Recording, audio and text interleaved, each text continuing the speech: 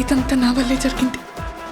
కళ్ళు మూసినా తెరిచిన చంద్రికనే కనిపిస్తుంది. Watch our web series Constable Kanakam Season 2 streaming now on ETV Win app.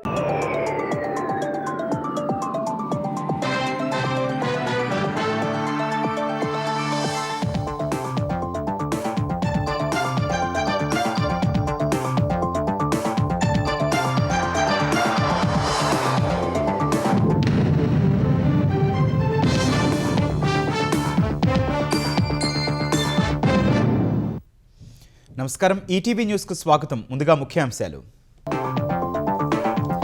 CM Revanth Reddy అభ్యంతరకర ఫోటోల దర్యాప్తునకు SIT ఏర్పాటు.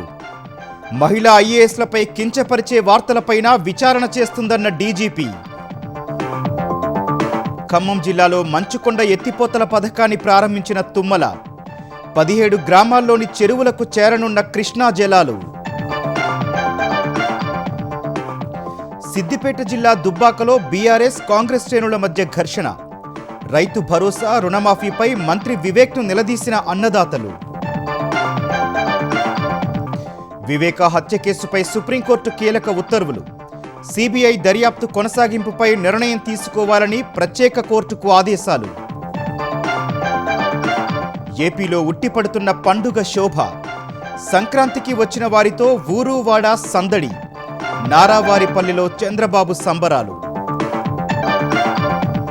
ఆపరేషన్ సింధూర్ కొనసాగుతూనే ఉందన్న ఆర్మీ చీఫ్. దుశ్చర్యలకు పాల్పడే శత్రువులకు తగిన బుద్ధి చెబుతామని హెచ్చరిక. అమెరికా బెదిరింపులపై మండిపడిన ఇరాన్ సుప్రీం లీడర్ ఖమేనీ. శత్రువుల ముందు తలొగ్గే పరిస్థితి లేనే లేదని స్పష్టీకరణ.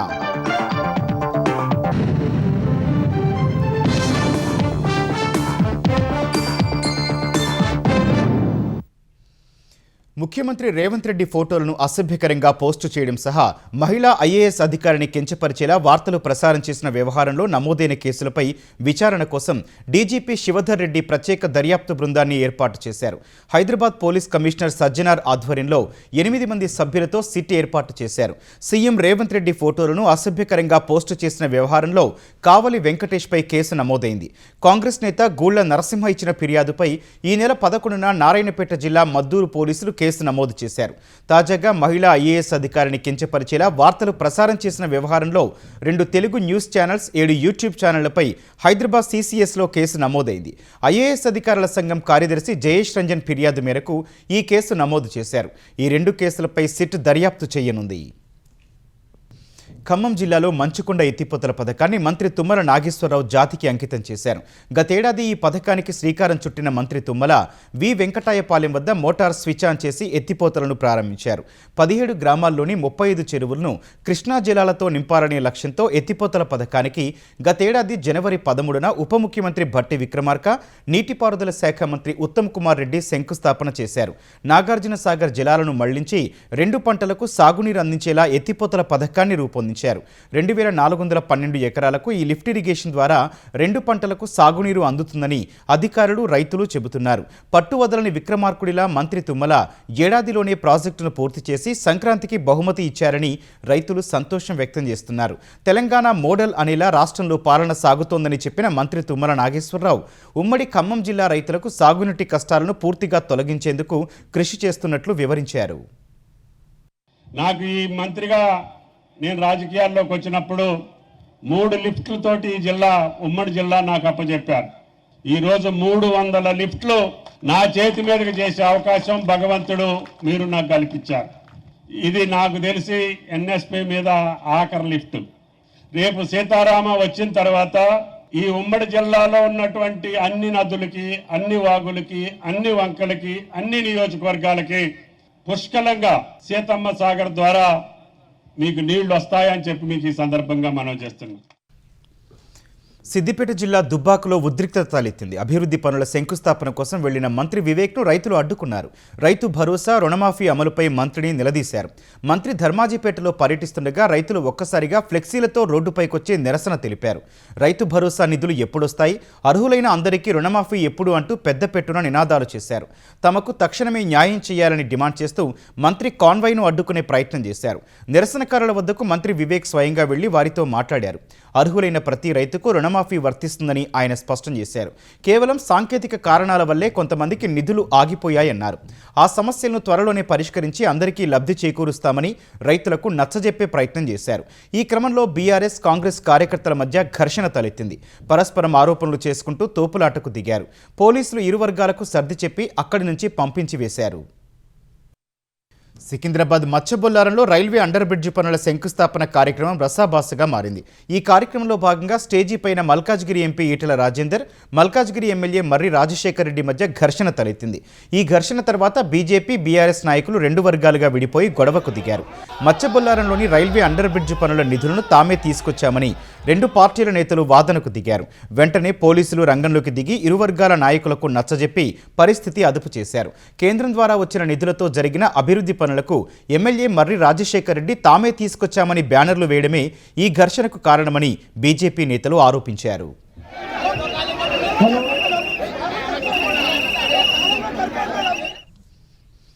సామాజిక కార్యకర్త గాదే ఇన్నయ్య ఇంట్లో మరోసారి ఎన్ఐఏ అధికారులు సోదాలు జరుపుతున్నారు. జనగామ జిల్లా జఫర్గఢ్ మండలం టీబీ తండాలో ఇన్నయ్య నిర్వహిస్తున్న అనాథాశ్రమంలోనూ తనిఖీలు చేస్తున్నారు. ఇటీవల ఎన్కౌంటర్లో మృతి చెందిన మావోయిస్టు అగ్రనేత కట్టా రామచంద్రారెడ్డి అంత్యక్రియల్లో పాల్గొన్న ఇన్నయ్య మావోయిస్టు ఉద్యమానికి అనుకూలంగా స్థానికులను ప్రేరేపించేలా మాట్లాడారంటూ గత నెలలో ఎన్ఐఏ అధికారులు అరెస్ట్ చేశారు. ఇన్నయ్య ప్రస్తుతం చెంచలగూడ జైల్లో ఉన్నారు. దర్యాప్తులో భాగంగా ఇవాళ ఉదయం నుంచే జఫర్గఢ్లోని ఇన్నయ్య నివాసం, ఆశ్రమాలలో సోదాలు జరుపుతున్నారు. పల్నాడు జిల్లా అమరావతి మండలం కర్లపూడి గ్రామంలో హామీ ఇచ్చిన మరుసటి రోజే రహదారి నిర్మాణ పనులను ఆంధ్రప్రదేశ్ పురపాలక శాఖ మంత్రి నారాయణ ప్రారంభించారు. నిన్న కర్లపూడి గ్రామంలో భూ సమీకరణ ప్రక్రియ ప్రారంభానికి మంత్రి నారాయణ వెళ్లిన సందర్భంగా స్థానికులు అనంతవరం కర్లపూడి రోడ్డు నిర్మించాలని కోరారు. వెంటనే స్పందించిన మంత్రి నారాయణ అనంతవరం కర్లపూడి మధ్య దాదాపు 3 కిలోమీటర్ల రోడ్డు నిర్మాణానికి 3,90,00,000 రూపాయలు మంజూరు చేయించారు. ఒక్క రోజులోనే అనుమతులు మంజూరు చేసి పనులకు శంకుస్థాపన చేశారు. నెల రోజుల్లో 80% భూసేకరణ పూర్తి చేసి టెండర్ల ప్రక్రియ ప్రారంభిస్తామని మంత్రి నారాయణ స్పష్టం చేశారు. 1 మంత్లో 80% ల్యాండ్ కానీ ల్యాండ్ బిల్డింగ్కి వస్తే ఇమీడియట్గా లేఅవుట్ డిజైనింగ్ స్టార్ట్ చేసి దాన్ని నోటిఫై చేస్తాం. డిజైన్ చేయగానే ఇమీడియట్గా టెండర్లు పిలుస్తాం. ప్రతి రైతు సోదరులు ఏమంటున్నారంటే ఈసారి ముందుగా కంప్లీట్ చేయమంటున్నారు. ఈ under ground drainage, under ground electrical lines, under ground cables ఇవన్నీ చేయాలంటే ఖచ్చితంగా 3 years పడుతుంది. అయితే 2 lane రోడ్, ఇప్పుడు సీడాక్స్ రోడ్లో 2 lane రోడ్ కంప్లీట్ చేస్తున్నాం. అలాంటి రోడ్డు కంప్లీట్ చేస్తామంటే రైతు సోదరులు కూడా చాలా ఆనందాన్ని ఎక్స్ప్రెస్ చేశారు. గవర్నర్ ముఖ్యమంత్రి గారు కూడా పర్మిషన్ ఇచ్చారు. ఈ యొక్క 80% కాగానే ఇమీడియట్గా అది కూడా టేకప్ చేస్తామని తెలియజేస్తున్నాం. Thank you. వివేక హత్య కేసులో సీబీఐ విచారణ కొనసాగించే అంశంపై నిర్ణయం తీసుకోవాలని సుప్రీంకోర్టు హైదరాబాద్లోని సీబీఐ ప్రత్యేక కోర్టును ఆదేశించింది. గతంలో పాక్షికంగా సీబీఐ దర్యాప్తునకు అనుమతిస్తూ ట్రయల్ కోర్టు ఉత్తర్వులు ఇవ్వడాన్ని సవాల్ చేస్తూ సునీత సుప్రీంకోర్టులో అప్లికేషన్ దాఖలు చేశారు. దానిపై విచారణ చేపట్టిన సుప్రీం ధర్మాసనం వివేక హత్య కేసులో సీబీఐ విచారణ కొనసాగించే అంశంపై 3 నెలల్లో నిర్ణయం తీసుకోవాలని ట్రయల్ కోర్టుకు సూచించింది. గతంలో సుప్రీంకోర్టు ఆదేశం మేరకు విచారణ జరిపిన ట్రయల్ కోర్టు ఇద్దరి పాత్రపై మాత్రమే విచారణ జరపాలని పాక్షిక ఆదేశాలు ఇచ్చింది. అయితే తాము లేవనెత్తిన అంశాలకు విరుద్ధంగా పాక్షిక విచారణకు ట్రయల్ కోర్టు ఆదేశాలు ఇచ్చిందని సునీత సుప్రీంకోర్టు దృష్టికి తీసుకొచ్చారు. ధర్మాసనం ఇచ్చిన మార్గదర్శకాలను కూడా పట్టించుకోకుండా ఆదేశాలు ఇచ్చినట్లు అప్లికేషన్లో పేర్కొన్నారు. దర్యాప్తు కొనసాగింపుపై నిర్ణయం తీసుకోవాలని ప్రత్యేక కోర్టును ఆదేశించిన సుప్రీంకోర్టు సునీత దాఖలు చేసిన అప్లికేషన్తో పాటు పెండింగ్లో ఉన్న అన్ని పిటిషన్లపై విచారణను వచ్చే మంగళవారానికి వాయిదా వేసింది. ప్రభుత్వ ఉద్యోగులపై విచారణకు అనుమతి తప్పనిసరి చేసే అవినీతి నిరోధక చట్టంలోని సెక్షన్ 17A సుప్రీంకోర్టు భిన్నమైన తీర్పు వెలువరించింది. అవినీతి నిరోధక చట్టంలోని సెక్షన్ 17A రాజ్యాంగ విరుద్ధమని, దాన్ని రద్దు చేయాలని జస్టిస్ బివి నాగరత్న పేర్కొన్నారు. ఇది విచారణను అడ్డుకుంటుందని, అవినీతి పరులను రక్షిస్తుందని జస్టిస్ నాగరత్న వివరించారు. ఈ వాదనతో జస్టిస్ కెవి విశ్వనాథన్ విభేదించారు. నిజాయితీ గల అధికారులను రక్షించాల్సిన అవసరాన్ని పేర్కొంటూ ఈ నిబంధన రాజ్యాంగబద్ధమేనని సమర్థించారు. సెక్షన్ 17Aను రద్దు చేయడం అనేది పిల్లవాడిని స్నానం చేయించిన నీళ్లతో పాటు బయట పారేయడం వంటిదని పేర్కొన్నారు. అవినీతి నిరోధక చట్టంలో సెక్షన్ 17Aను 2018 జూలైలో ప్రవేశపెట్టారు. ఇది ప్రభుత్వ విధుల నిర్వహణలో తీసుకున్న నిర్ణయాలకు సంబంధించి ఏ ప్రభుత్వ ఉద్యోగిపైనా ముందస్తు అనుమతి లేకుండా ఎలాంటి విచారణ లేదా దర్యాప్తు జరపడాన్ని నిషేధిస్తుంది. అవినీతి నిరోధక చట్టంలోని సవరించిన సెక్షన్ 17A చెల్లుబాటుకు వ్యతిరేకంగా centre for public interest litigation అనే స్వచ్ఛంద సంస్థ దాఖలు చేసిన వ్యాజ్యంపై విచారణ తర్వాత సుప్రీంకోర్టు ఈ తీర్పు ఇచ్చింది. తుది నిర్ణయం కోసం ఈ కేసును ప్రధాన న్యాయమూర్తి జస్టిస్ సూర్యకాంత్ ముందుకు పంపనున్నారు. ఆపరేషన్ సింధూర్ ఇంకా కొనసాగుతోందని, భవిష్యత్తులో శత్రువులు ఏవైనా దుశ్చర్యలకు పాల్పడితే ధీటుగా సమాధానం చెబుతామని army chief general Upendra Dwivedi హెచ్చరించారు. భద్రతా సవాళ్లను ఎదుర్కోవడంలో భారత సైనిక సంసిద్ధతను ఆపరేషన్ సింధూర్ చాటిందని చెప్పారు. త్రివిధ దళాల మధ్య సమన్వయానికి ఆపరేషన్ సింధూర్ నిదర్శనమని కొనియాడారు. గతేడాది ఆపరేషన్ సింధూర్ వేళ ఉగ్రవాద మౌలిక సదుపాయాలను ధ్వంసం చేయడం కోసం భారత సైన్యం పాకిస్తాన్ లోపలికి వెళ్లి దాడులు చేసిందని చెప్పారు. ఈ చర్యతో పాకిస్తాన్ సుదీర్ఘకాలపు అణుబెదిరింపుల వాదన నీరుగారింది. ఇదే సమయంలో ఈశాన్య సరిహద్దులో పరిస్థితులు స్థిరంగానే ఉన్నాయన్నారు. అయితే అప్రమత్తంగా ఉండటం కీలకమని వెల్లడించారు. చైనా సరిహద్దులోని భద్రతపై మాట్లాడిన ఆయన భారత మోహరింపులు బలంగా ఉన్నాయని చెప్పారు. జమ్మూ కాశ్మీర్లో పరిస్థితులు సున్నితంగా ఉన్నా ప్రస్తుతం నియంత్రణలోనే ఉన్నాయని వివరించారు. In J&K, since 10th May, the situation along the western front end J&K remains sensitive but firmly under control. In 2025, 31 terrorists were eliminated, of which 65% were Pakistan origin, including the 3 perpetrators of the Pahalgam attack neutralized in Operation Mahadev. Active local terrorists are now in single digits. Terrorist recruitment is almost non-existent, only 2 in 2025. Clear indicators of positive change in J&K include robust development activity, revival of tourism and peaceful Sri Amarnath Yatra, which saw more than 4 lakh pilgrims exceeding the 5-year average. Theme of terrorism to tourism is gradually taking shape. Andhra Pradesh వ్యాప్తంగా సంక్రాంతి సందడి మొదలైంది. ప్రజలంతా వివిధ రకాల పోటీలతో సరదాగా గడుపుతున్నారు. డూడు బసవన్న ఆటలు, కోలాటాలతో సంస్కృతి ఉట్టిపడేలా వేడుకలు ప్రారంభించారు. భోగి మంటలను వెలిగించారు. వైభవంగా సాగుతున్న సంక్రాంతి సంబరాలను తిలకించేందుకు ప్రజలు భారీగా తరలివస్తున్నారు. విజయవాడ సమీపంలోని కేసరపల్లిలో సంక్రాంతి వేడుకలకు ఘనంగా ఏర్పాట్లు చేశారు. మహిళలకు ముగ్గుల పోటీలకు, కోడి పందాలకు అన్ని ఏర్పాట్లు చేశారు. గుంటూరు జిల్లా తెనాలి జనసేన కార్యాలయంలో జరిగిన సంక్రాంతి సంబరాల్లో మంత్రి నాదెండ్ల మనోహర్ పాల్గొన్నారు. డూడు బసవన్న ఆటలు, కోలాటాలతో సంస్కృతి ఉట్టిపడేలా వేడుకలు ప్రారంభించారు. భోగి మంటలను వెలిగించారు.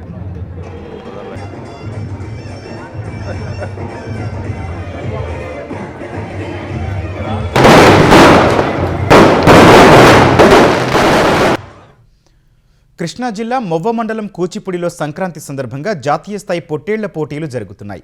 తెలుగు రాష్ట్రాలతో పాటు ఇతర ప్రాంతాల నుంచి పొట్టేళ్లను పోటీలకు తీసుకొచ్చారు. సంక్రాంతి సంబరాల్లో భాగంగా 2 రోజుల పాటు నిర్వహించిన పోటీలు నేటితో ముగియనున్నాయి. పొట్టేళ్ల పోటీలు తిలకించేందుకు వివిధ ప్రాంతాల నుంచి జనం తరలివచ్చారు. పెనమలూరు నియోజకవర్గం కంకిపాడులోనూ సంక్రాంతి వేడుకలు వైభవంగా సాగుతున్నాయి. ముగ్గుల పోటీల్లో స్థానిక మహిళలు పెద్ద ఎత్తున పాల్గొన్నారు. మార్కాపురం జిల్లా ఎర్రగొండపాలెంలో ఎడ్ల బల ప్రదర్శన పోటీలు ఉత్సాహంగా సాగుతున్నాయి. కోనసీమ జిల్లాలోని సంక్రాంతి సంబరాలు ఘనంగా నిర్వహిస్తున్నారు. యానాం బీచ్ సంక్రాంతి సంబరాల కోసం ముస్తాబైంది. ఏలూరు జిల్లా మీర్జాపురంలో ముగ్గులు, కబడ్డీ, లేగదూడల అందాల పోటీలు నిర్వహిస్తున్నారు. పశ్చిమ గోదావరి జిల్లా పాలకొల్లులో మంత్రి నిమ్మల రామానాయుడు కబడ్డీ పోటీలు నిర్వహిస్తున్నారు. పార్వతీపురం మన్యం జిల్లా మక్కువ మండలం వెంకంపేట గ్రామంలో మంత్రి సంధ్యారాణి ఎడ్లబండి పోటీలు, వాలీబాల్ పోటీలు నిర్వహించారు. శ్రీకాకుళం నరసన్నపేట మండలం దామరపల్లిలో సంక్రాంతి సందర్భంగా చిన్నారులు తయారు చేసిన భోగి పిడకల దండ అందరినీ ఆకట్టుకుంటున్నాయి. స్కూళ్లకు సెలవుల నేపథ్యంలో చిన్నారులంతా భోగి పిడకల తయారీలపై దృష్టి పెట్టారు. పోటాపోటీగా భోగి పిడకలు తయారు చేసి దండగా మార్చారు. భోగి నాడు భోగి మంటల్లో పిడకల దండ వేసేందుకు వారంతా సన్నద్ధమవుతున్నారు. కడప జిల్లా రాజంపేటలో జనసేన నేతలు ముందస్తు సంక్రాంతి సంబరాలు జరుపుకున్నారు. భోగి మంటలు వెలిగించి సంక్రాంతిని జరుపుకున్నారు. ఎడ్లబండిపైకెక్కి కార్యకర్తలు సంబరాలు జరిపారు.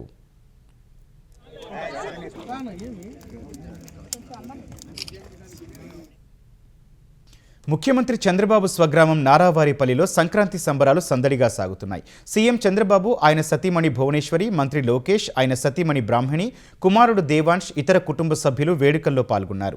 ముగ్గుల పోటీలను భువనేశ్వరి, బ్రాహ్మణి పరిశీలించారు. రంగవల్లులను చూడచక్కగా తీర్చిదిద్దారంటూ మహిళలను అభినందించారు. చిన్నారులకు పరుగు పందెం నిర్వహించారు. అనంతరం మ్యూజికల్ చైర్ పోటీలు నిర్వహించారు. దేవాంశ్ కూడా ఈ పోటీల్లో పాల్గొనగా చంద్రబాబు, ఇతర కుటుంబ సభ్యులు చిన్నారుల్ని ఉత్సాహపరిచారు. నారావారిపల్లిలో పలువురు నుంచి సీఎం వినతి పత్రాలు స్వీకరించారు. 3 రోజుల పర్యటనలో భాగంగా పలు అభివృద్ధి కార్యక్రమాలకు శంకుస్థాపనలు, ప్రారంభోత్సవాలు చేయనున్నారు.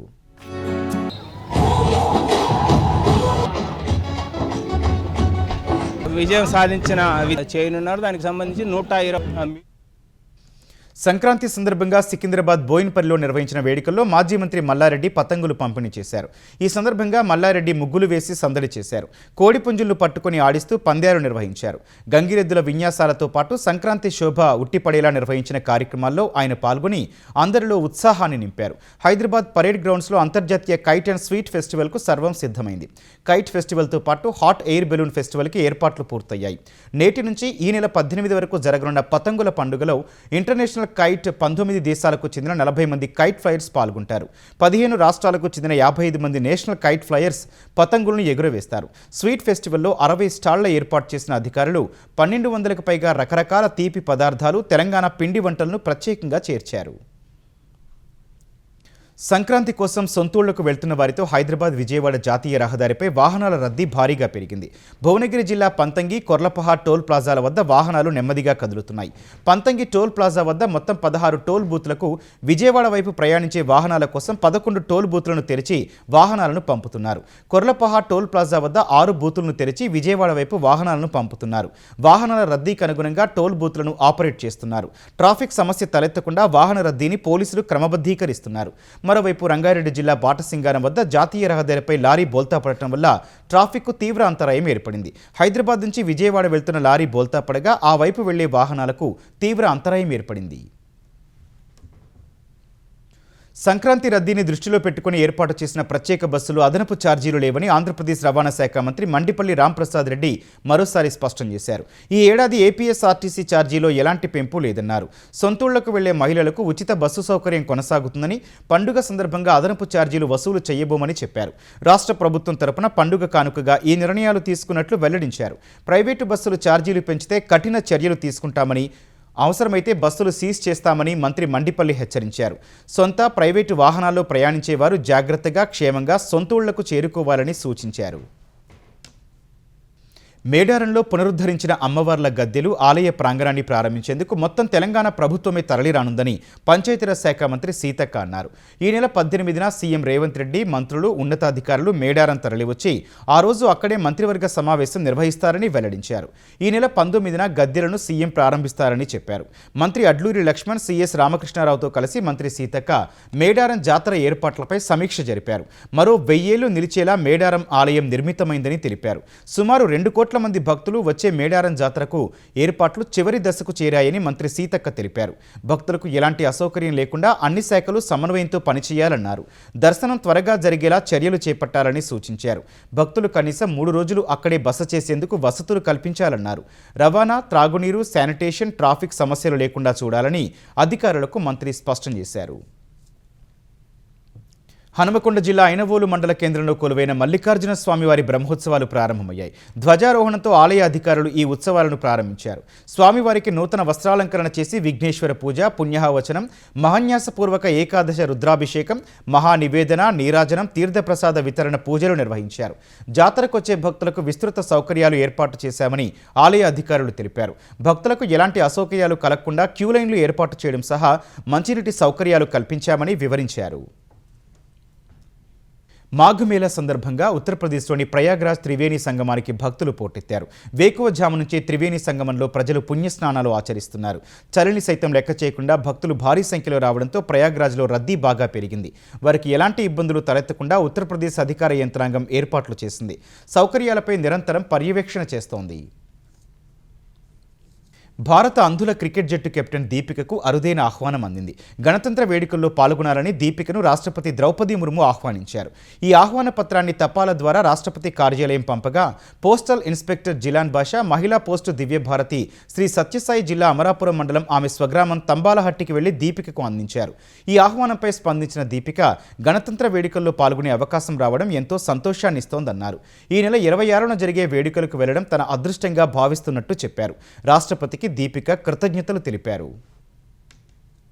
ఇరాన్పై వైమానిక దాడులకు తమ సైన్యం ఆలోచిస్తున్నట్లు అమెరికా అధ్యక్షుడు డొనాల్డ్ ట్రంప్ చేసిన ప్రకటనపై ఆ దేశ supreme leader Ayatollah Ali Khamenei మండిపడ్డారు. ఇప్పటికైనా అమెరికా రాజకీయ నేతలు మోసపూరిత చర్యలు ఆపాలని హెచ్చరించారు. ఇరాన్ బలమైన శక్తివంతమైన దేశమని, శత్రువుల ముందు తలొగ్గదన్నారు. దీనిని ఇప్పటికే పలుమార్లు చాటి చెప్పామని స్పష్టం చేశారు. శత్రువు గురించి తమకు తెలుసునని, వారిని ఎదుర్కోవడానికి తాము ఎల్లప్పుడూ సిద్ధంగా ఉంటామని ఖమేనీ స్పష్టం చేశారు. ఇరాన్కు ద్రోహం చేస్తున్న కిరాయి వ్యక్తులపై ఆధారపడటం మానేయాలని అమెరికాను ఖమేనీ హెచ్చరించారు.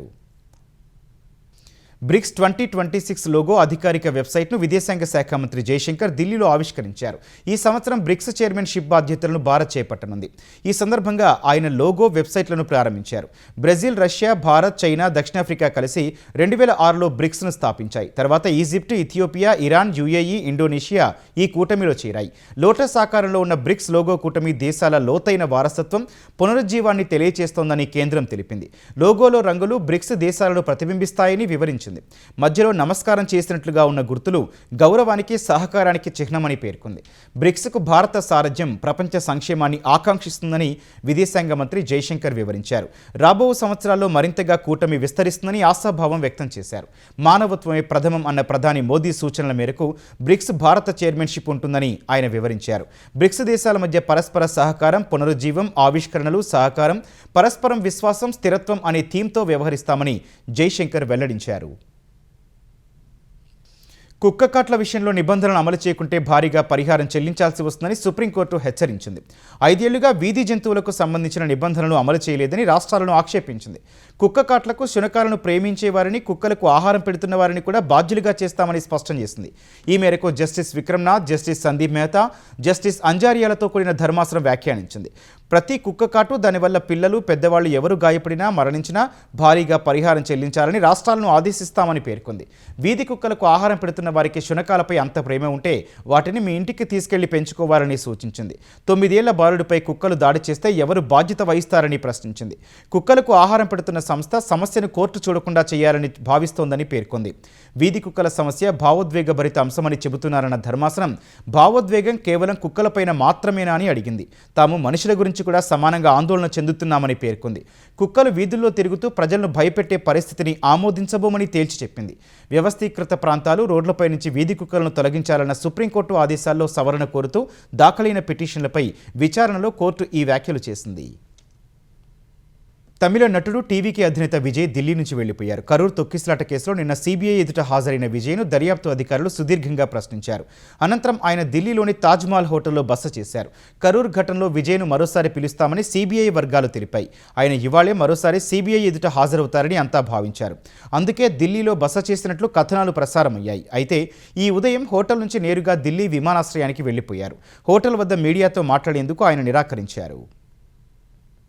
గురుతేజ్ బహదూర్పై జనవరి 6న ఢిల్లీ అసెంబ్లీలో జరిగిన చర్చ సందర్భంగా ప్రతిపక్ష నేత అతీషి పాపం చేశారని ఢిల్లీ మంత్రి కపిల్ మిశ్రా మరోసారి ఆరోపించారు. ఆ రోజు నుంచి అతీషి మీడియా ముందుకు రావడం లేదని దుయ్యబట్టారు. అతీషి చేసిన పాపాన్ని మరుగుపరిచేందుకు అరవింద్ కేజ్రీవాల్ ఆదేశాలతో పంజాబ్ ప్రభుత్వం పోలీసులను దుర్వినియోగం చేస్తోందని మంత్రి చెప్పారు. ఈ పాపంలో భాగం కావద్దని పంజాబ్ ముఖ్యమంత్రి భగవంత్ మాన్కు కపిల్ మిశ్రా సూచించారు.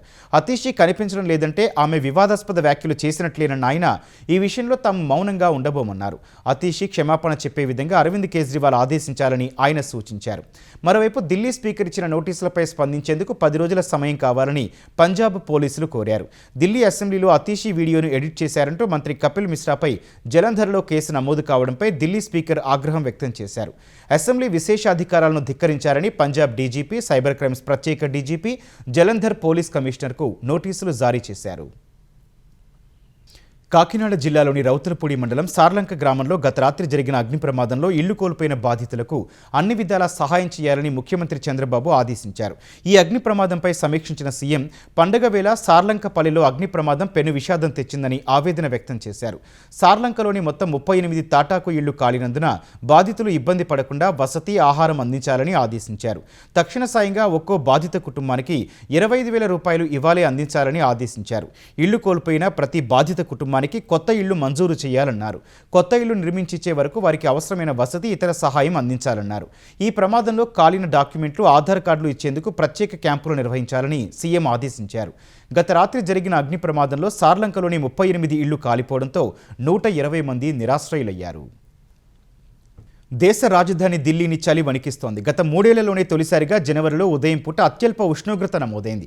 ఈ ఉదయం కనిష్ట ఉష్ణోగ్రత 3 డిగ్రీలుగా రికార్డైంది. 2023 జనవరి 16న హస్తినలో 1.4 డిగ్రీల కనిష్ట ఉష్ణోగ్రత నమోదైంది. లోధి రోడ్లో ఇవాళ 3 డిగ్రీల కనిష్ట ఉష్ణోగ్రత రికార్డైనట్లు భారత వాతావరణ విభాగం ఐఎండీ వెల్లడించింది. పాలెంలో 4 డిగ్రీలు, అయానగర్లో 3.2 డిగ్రీలుగా నమోదైనట్లు తెలిపింది. కనిష్ట ఉష్ణోగ్రతలు 4.5 నుంచి 6.4 డిగ్రీల మధ్య ఉంటే శీతలగాలుల పరిస్థితిగా ప్రభుత్వం ప్రకటిస్తుంది. రేపు కూడా శీతలగాలులు హస్తిన ప్రజలను వణికిస్తాయని ఐఎండీ అంచనా వేస్తోంది. మరోవైపు ఢిల్లీలో గాలి నాణ్యత అత్యంత నాసిరకంగానే ఉందని కేంద్ర కాలుష్య నియంత్రణ మండలి ప్రకటించింది. దేశ రాజధాని ప్రాంతంలోని 29 పర్యవేక్షణ కేంద్రాల్లో వాయు నాణ్యత వెరీ పూర్ కేటగిరీలోనే నమోదైనట్లు వివరించింది. ఫలితంగా అనేక ప్రాంతాల్లో దట్టమైన పొగమంచు అలుముకుంది. న్యూజిలాండ్తో తొలి వన్డేలో విజయం సాధించిన భారత జట్టు సిరీస్పై కన్నేసింది. రాజ్కోట్లో రేపు జరిగే 2వ వన్డేలో గెలిచి సిరీస్ను పట్టేయాలని పట్టుదలతో భారత జట్టు కసరత్తు చేస్తోంది. స్టార్ బ్యాటర్ విరాట్ కోహ్లీ భీకర ఫామ్, కెప్టెన్ శుభమన్ గిల్ ఫామ్లోకి రావడం జట్టుకు కలిసి రానుంది. రోహిత్ శర్మ నుంచి భారీ ఇన్నింగ్స్ బాకీ ఉండగా vice captain Shreyas Iyer, KL Rahul ఫామ్ను కొనసాగిస్తే రేపటి మ్యాచ్లో భారత గెలుపు తథ్యమనే అభిప్రాయం వినిపిస్తోంది. ఆల్రౌండర్ రవీంద్ర జడేజా బౌలింగ్లోనూ బ్యాటింగ్లోనూ ఫెయిల్ అవుతుండడం జట్టుకు ఇబ్బందిగా మారింది. వాషింగ్టన్ సుందర్ గాయంతో సిరీస్ నుంచి వైదొలగడంతో జడేజాను కొనసాగించే అవకాశం ఉంది. సుందర్ స్థానంలో తెలుగు కుర్రాడు నితీష్ కుమార్ రెడ్డి జట్టులోకి రానున్నాడు. కుల్దీప్ గాడిన పడాల్సి ఉంది. గత మ్యాచ్లో పర్వాలేదనిపించిన మహమ్మద్ సిరాజ్, హర్షిత్ రాణా, ప్రసిద్ధ్ కృష్ణతో కూడిన బౌలింగ్ త్రయం ఈ మ్యాచ్లోనూ ఎలాంటి ప్రదర్శన చేస్తుందో చూడాలి. ఫీల్డింగ్ తప్పిదాలతో తొలి వన్డేలో ఓటమి పాలైన న్యూజిలాండ్ ఈ మ్యాచ్లో గెలిచి సిరీస్లో నిలవాలని చూస్తోంది. మధ్యాహ్నం 1:30 గంటలకు మ్యాచ్ ఆరంభం కానుంది.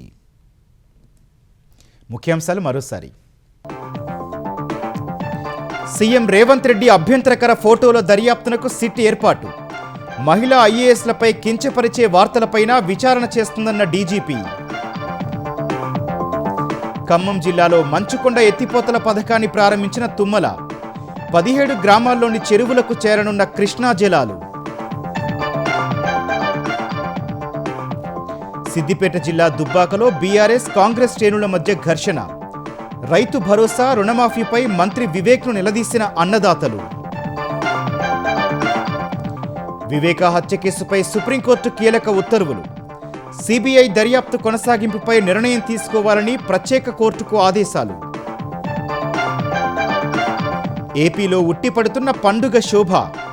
సంక్రాంతికి వచ్చిన వారితో ఊరువాడ సందడి. నారావారిపల్లెలో చంద్రబాబు సంబరాలు. ఆపరేషన్ సింధూర్ కొనసాగుతూనే ఉందన్న ఆర్మీ చీఫ్. దుశ్చర్యలకు పాల్పడే శత్రువులకు తగిన బుద్ధి చెబుతామని హెచ్చరిక. అమెరికా బెదిరింపులపై మండిపడిన ఇరాన్ సుప్రీం లీడర్ ఖమేనీ. శత్రువుల ముందు తలొగ్గే పరిస్థితి లేనేలేదని స్పష్టీకరణ.